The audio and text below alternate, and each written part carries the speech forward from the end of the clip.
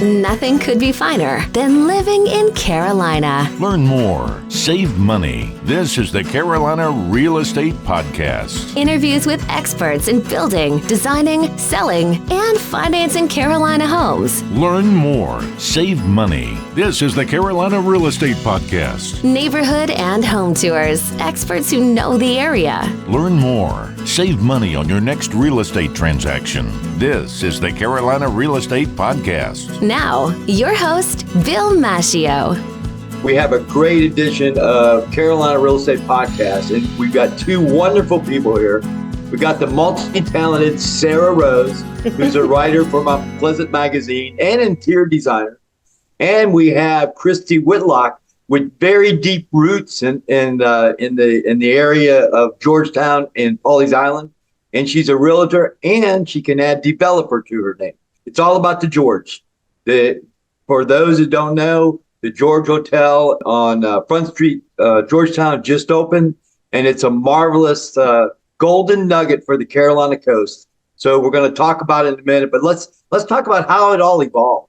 So in the latest issue of My Pleasant magazine, we've published, Christy, this article on the George Hotel, and I know that you said some very positive things. I know you liked it. I want to talk about how it evolved. I noticed when I was reading it, God, there's so many things that go into it, and there's so many facets to get it where it's living at right now. I wanted to know, what was the hardest item when you had this vision and you knew you really wanted to do it and it started to evolve? What's the hardest thing that you had to overcome or you had to do to make it happen? Good question, Bill. And you can also add, I'm a pharmacist, so I sell drugs too. That's true. I forgot about that. Sell drugs and houses, but not drug houses. So that's kind of that's my tagline. I would say, honestly, the hardest thing, the easy part was the dream, the vision, the idea, and assembling the team. I was just fortunate. It was very serendipitous the way things developed on that side of things. But during we had $4.5 million in the bank. We had to raise $9 million in equity, and a little thing called COVID descended on us midway through. So we're at 4.5 in. Our banker at the time said, we're going to have to re-underwrite because nobody knew where the world was going, what was on the other side. True. And now when you look at it, you can go, oh, wow, well, hospitality just had a boom. Like it just blew up in the United States because people weren't traveling abroad. They were traveling in locally once things opened up, but not knowing the future. And a lot of hospitality workers and owners were thinking that their careers were over. So that a lot of industries, right, Christy? A lot of, like you said early on, we didn't know what was going on.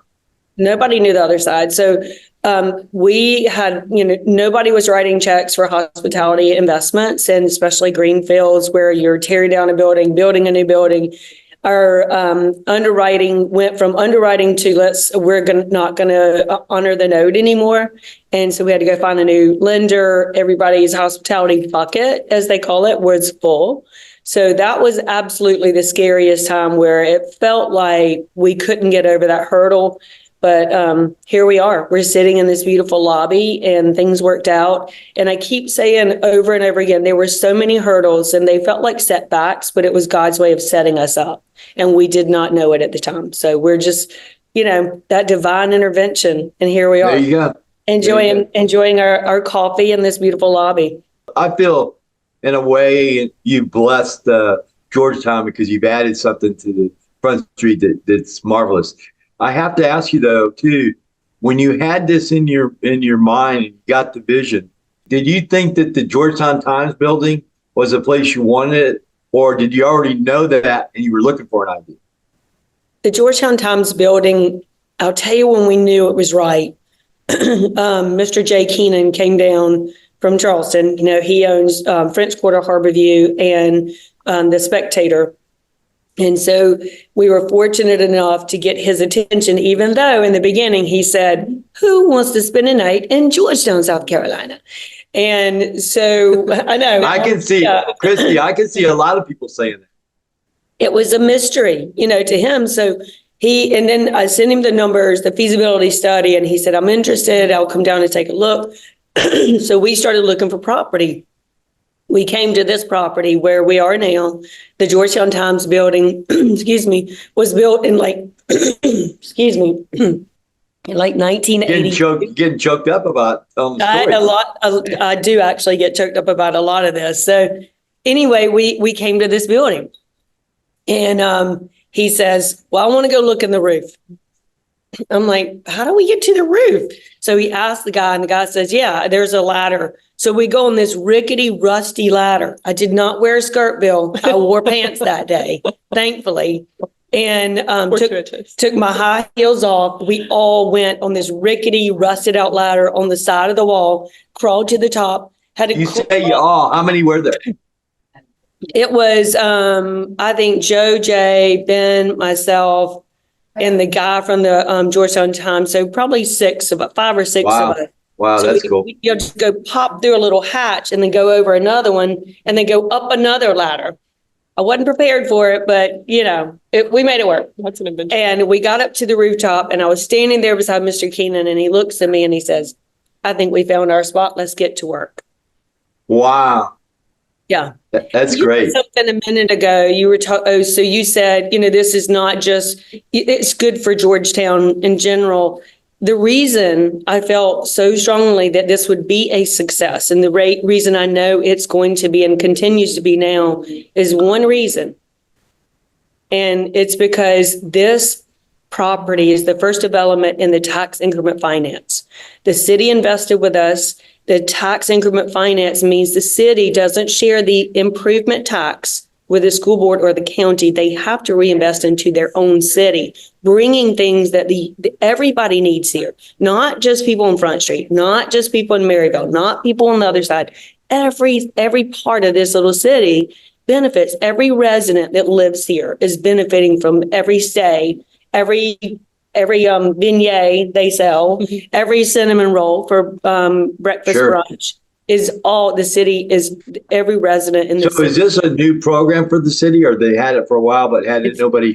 They brought it on when we came to them and asked them to invest with us. That's great. Some of the funds involved, any from the state, or it's all local came in? It's all the city.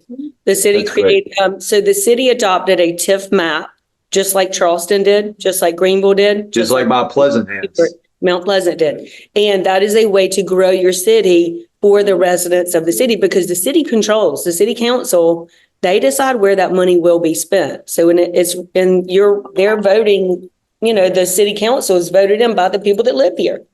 And it's a great representation of every person in this city. So for me, when I got real clear about what was the motivation for this project, it wasn't, the first thing that came to mind wasn't, I'm going to make a lot of money, or our, developers are going to make a lot of money. It was, this is great for the city, but it's also great for the investors. The investors are putting their money into a city and watching it grow and seeing the transformation. And it's in a good, healthy way. Like you said, this is a crown jewel. Golden nugget.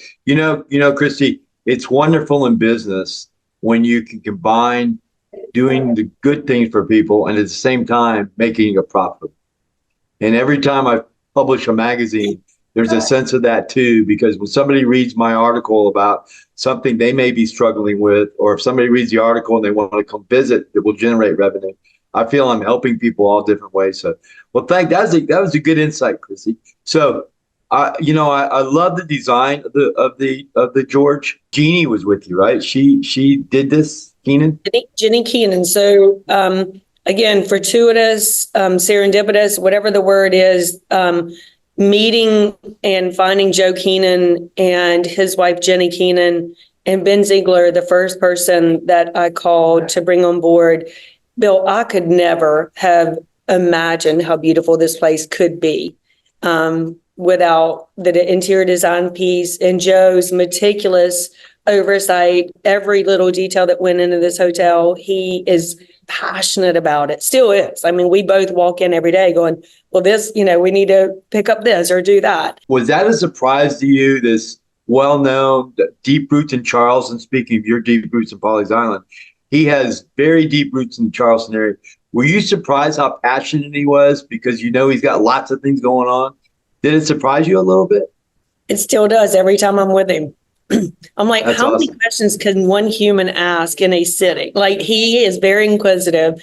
And Ben Ziegler, taking on that Florence. I mean, Hotel Florence, what they did in that city, they took that strip and a historic district where it was an old warehouse. And they turned an old dilapidated warehouse into the most beautiful place, a beautiful hotel with a great restaurant, which is kind of everybody's Cheers bar. And then, there's new restaurants and new boutiques and new opportunities and people used to be scared to go down Evans Street. Nobody would turn right on Evans Street. Nobody. You're talking about in Florence. In Florence, yeah. In Sarah's article, she speaks of all the different elements that are local there. Did y'all have that vision from the start and it was the same thing it was at the end? Or did some of those things, were they added to it as you went because you thought it was a good idea? Or was there a master plan and you stuck to the master plan? So many iterations. I'm not kidding you. Okay. There were so many iterations of this design, starting with it was going to be 84 rooms and ended up being 56 rooms. Post-COVID, people wanted outdoor space, not indoor space. Gymnasiums in the hotels became a thing of the past. Nobody wanted to go in a tiny gymnasium with people right beside you. Yeah. So we wanted to encourage people to use the natural resources that are available here. There's so many great little walking. COVID had influenced partial design of the George. Massive influence. Wow. That's interesting. There's so much about the local environment there and stuff, When you were there, did you feel like you were wrapped in history, sort of, kind of?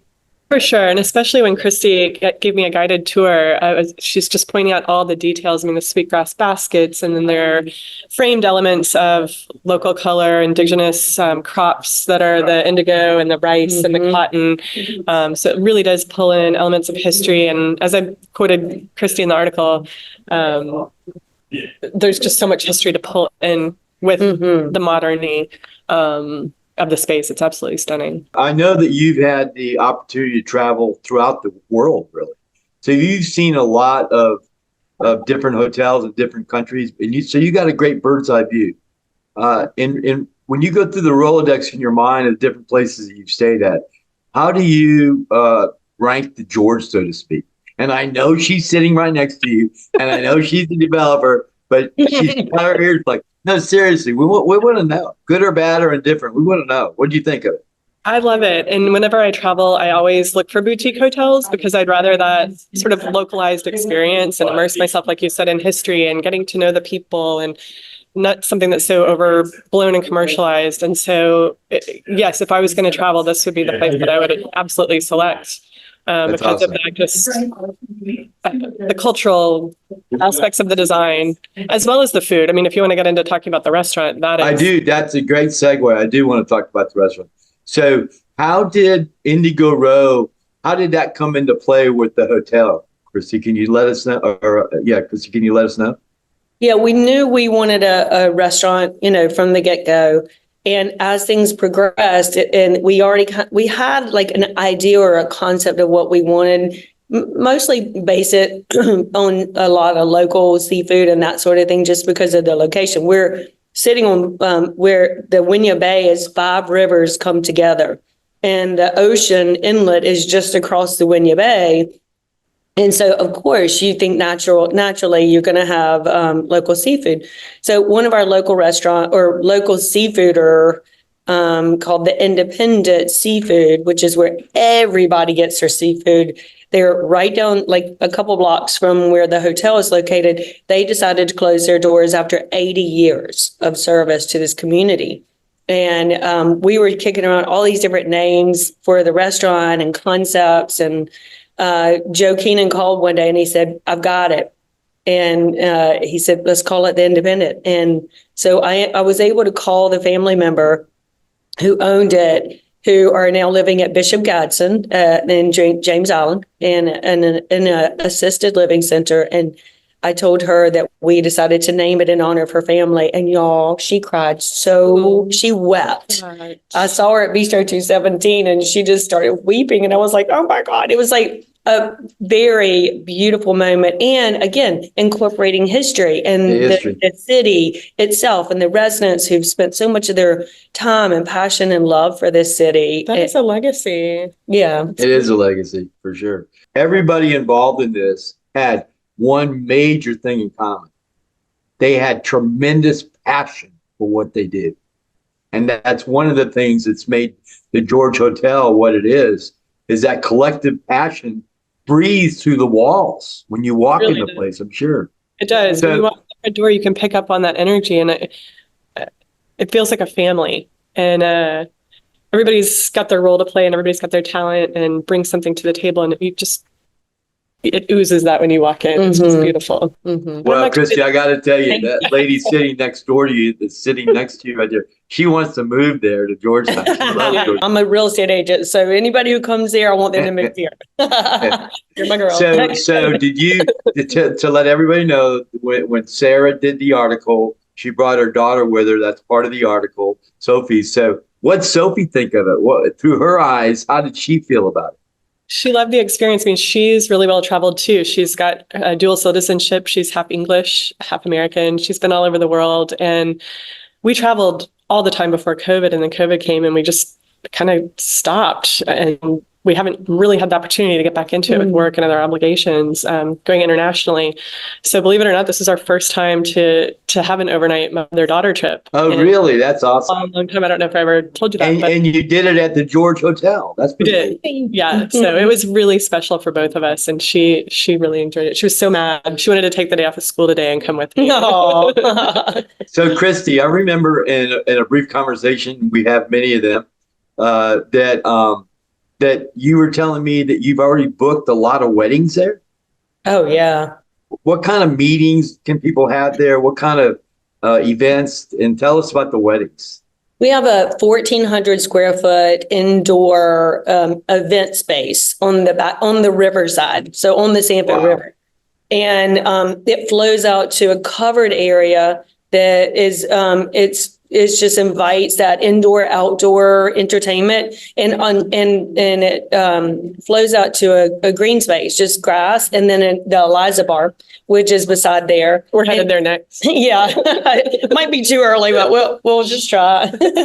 So there's this indoor outdoor space on the water, nice breeze coming in, the most beautiful sunset, and so it lends itself for either corporate meetings, corporate gatherings, so people can come stay here, up to 56 rooms, of course. So it's going to limit some corporations that size, but we like that intimate feel, the smaller experience.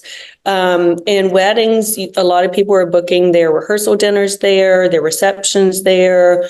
You can actually get married on the grounds here at the George, and we take care of all the catering. Or a wedding comes there, it's turnkey. Everything can be done right there. Is Absolutely. that right? Absolutely. A lot of people do get married at Kaminsky House, which is on the waterfront. A lot of people do receptions at where the Burns buildings were. There's a concrete pad there. We love that we're offering something different. And, we've had from shut down the whole restaurant and the event space and every room block for a wedding, to just someone who's like doing room blocks or just having a reception or that sort of thing at the hotel or in the restaurant or in the event space. So, and I used to get things printed there because they had a printing press there that had a lot of ink, obviously. And and this is a lot better use of that property. I appreciate, Christy, I've been wanting to do this for a long time. Is there anything else that I maybe not have covered about the property that you have so much passion for, you'd like to let people know? Someone asked me this recently, what is your favorite aspect of this whole property and what is my favorite thing?